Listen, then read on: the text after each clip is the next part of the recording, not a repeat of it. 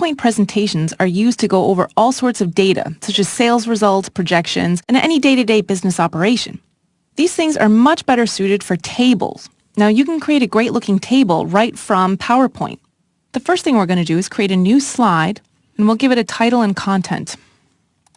I'll call it Product Sales. Now, in the content area, I can click Insert Table. I'm going to be prompted for the amount of columns and rows I need to put in. Don't worry if you don't know how many you need right away, because you can easily add and remove anything after the fact. So I'll start out with 4 columns and maybe 6 rows. That's probably enough to get me started. I'm going to click OK. And here's my base table. Now there's lots of formatting we can do, but before we do any of that, the first thing I'm going to do is start entering my actual data in there. So I've got my header rows. I'm going to start typing. Now, to move to the next cell, just hit the Tab key on your keyboard. This even works to move down to the next row. So all you have to do is type, hit Tab, type, and hit Tab.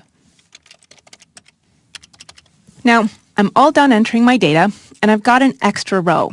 That's fine. I'm going to go over to the Layout ribbon toolbar and choose Delete. Now I can choose to delete columns, delete rows, or delete the entire table.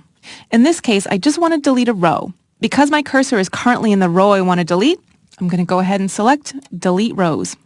Now at any time I can click my mouse into any of these cells and alter any data if I made a mistake.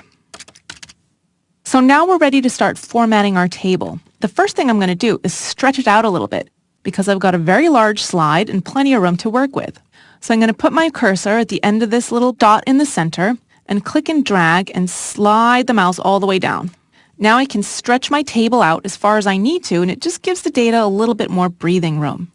Now I can actually start changing the colors and changing the fonts and things. So I'm going to go back to my Design toolbar button. Now the first thing I can do is change the table style options. For example, right now the header row of my table is a different color than the rest of the table.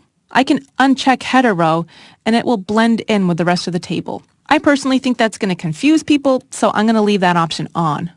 I can also uncheck whether I want my rows banded or not, which is alternating every other color. I'm going to turn that one back on too. I could put a total row in. I can make it a little bit clearer by also making that darker, but in this case it doesn't apply to me, so I'm going to uncheck that. I can also choose whether I want to have my first column bold-faced or if I want to band columns instead of rows. Next, I can actually choose my table styles. All this does is just change the color and some more options to give me some more things to choose from. For example, I can have light columns or medium colored columns. It's up to me. I can hover my mouse over it until I find one that I like. I can also choose the shading of my table. I can make it match my theme's color a little bit. I can highlight any cell that I want and also change the shading of those cells. One of the last things I can do is change the cell alignment. I think all my numbers would be much better suited if they were aligned to the right of the cell. So I'm going to highlight these cells, go back to the Home tab, and in the paragraph options, choose Align Right. It's going to push all the data over to the very rightmost cell.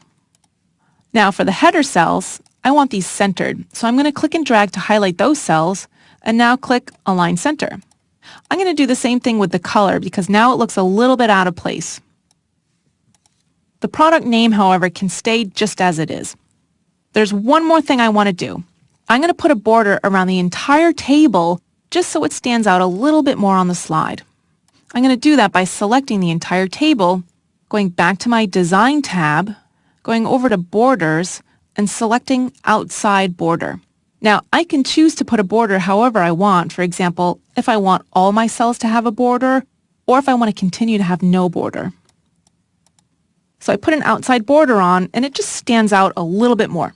So up next, we'll paste a table in directly from Excel.